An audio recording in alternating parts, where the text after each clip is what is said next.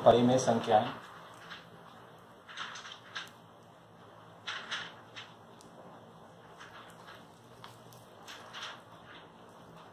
Chapter first. पिछली कक्षाओं में हमने प्राकृत संख्याएं,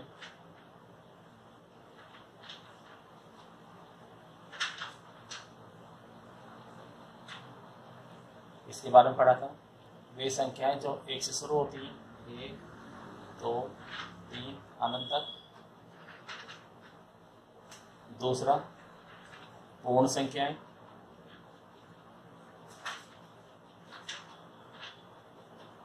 पूर्ण संख्याएं 0 से शुरू होती है, 0 1 2 3 अनंत तक। प्राकृत संख्या और पूर्ण संख्या दोनों में अंतर 1 2 3, इसमें भी 1 2 3 आ रहा है, इसमें 0 एक्स्ट्रा है। जो प्राकृत संख्या है वो सारी इसमें भी है, लेकिन उसके अलावा 0 और आ रहा है इसमें।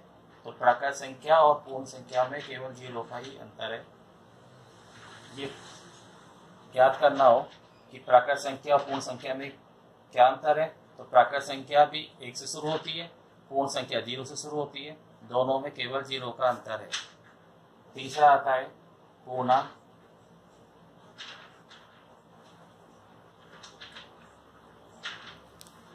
जीरो 1 2 3 अनंत तक, -1 -2 -3 अनंत। पूर्णांक है उसमें 0 1 2 3 4 अनंत तक, -1 -2 -3 अनंत तक, माइनस अनंत से प्लस अनंत तक। ये 1 2 3 4 ये कहलाएंगे धनात्मक पूर्णांक।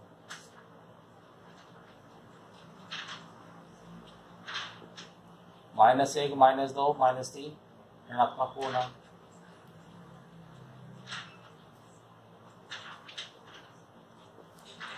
जीरो न धनात्मक पूर्णांक है न ऋणात्मक पूर्णांक। धनात्मक पूर्णांक 1 2 3 4 अनंत तक, ऋणात्मक पूर्णांक -1 -2 -3 अनंत तक। जीरो न धनात्मक पूर्णांक है न ऋणात्मक पूर्णांक है। लेफ्ट से राइट जाएंगे तो मान बढ़ता है, इधर मान बढ़ता है, और राइट से लेफ्ट आएंगे तो मान घटेगा।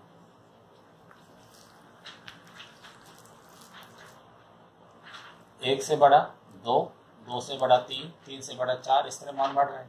और पहले से लें 0 से बड़ा 1, 1 से बड़ा 2, उससे पहले लें -2, -2 से बड़ा -1, -1 से बड़ा 0, 0 से बड़ा 1, 1 से बड़ा 2, इस तरह मान बढ़ रहा है।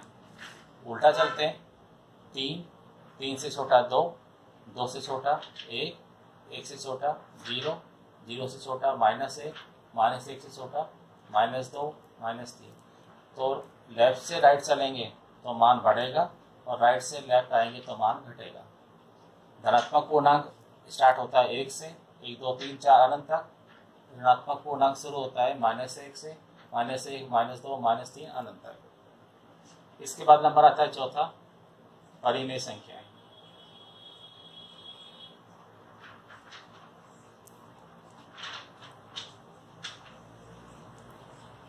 इसकी परिभाषा है वे संख्याएं जिन्हें P/Q रूप में लिखा जा सकता है।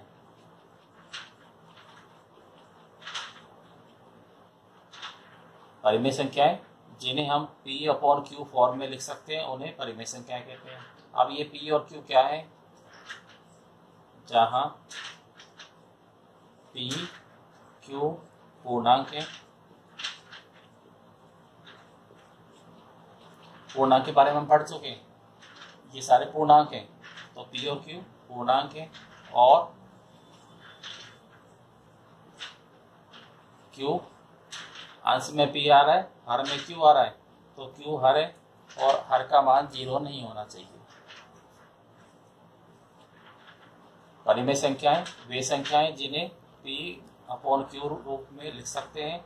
P और Q पूर्णांक है, लेकिन Q जो हर में आ रहा है उसका मान 0 नहीं होना चाहिए। जैसे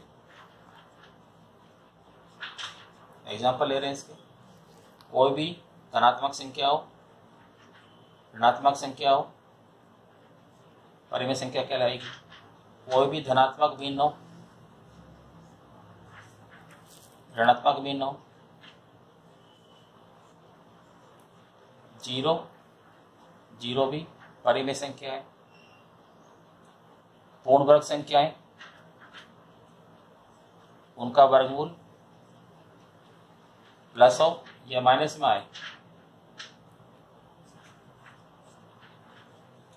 पूर्ण वर्ग संख्याओं का वर्गमूल भी परिमेय संख्या कहलाएगा। 5वां पॉइंट है अपरिमेय संख्याएं।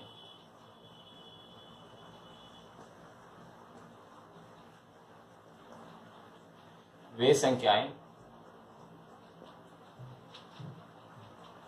जिन्हें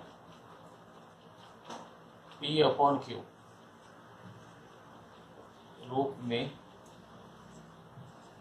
नहीं लिखा जा सकता।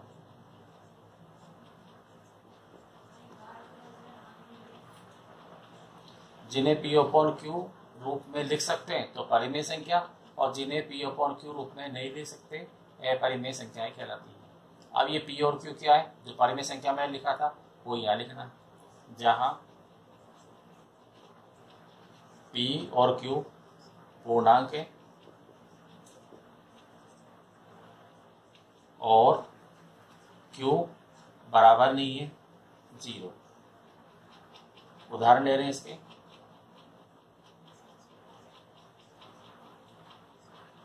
कोई भी इस अंडर रूट में संख्या जिनका वर्गमूल नहीं आता, प्लस में हो या माइनस में हो,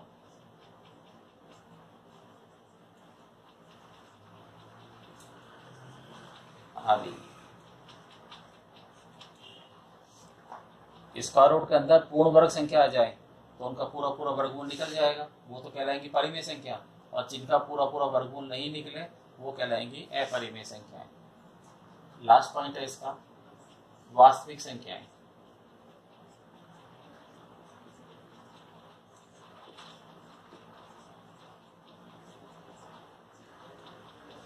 परिमेय और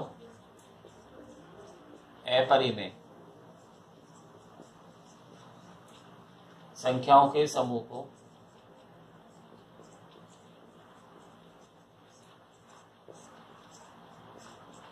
को वास्तविक संख्याएं कहते हैं।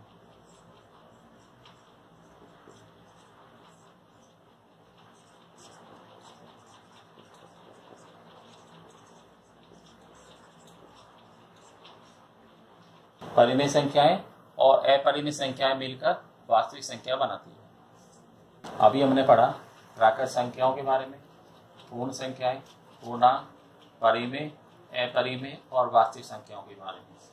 सारी प्राकृत संख्याएं पूर्ण संख्या होती हैं, सारी पूर्ण संख्याएं पूर्णांक होते हैं, सारे पूर्णांक परिमेय संख्याएं होती हैं, सारी परिमेय और अपरिमेय संख्याएं वास्तविक संख्या होती हैं। हम उल्टा बोलेंगे, सारी वास्तविक संख्याएं अपरिमेय नहीं होती, सारी वास्तविक संख्याएं परिमेय नहीं होती, सारी परिमेय संख्याएं पूर्णांक नहीं होते, सारे पूर्णांक पूर्ण संख्या नहीं होती और सारी पूर्ण संख्याएं प्राकृत संख्याएं नहीं होती।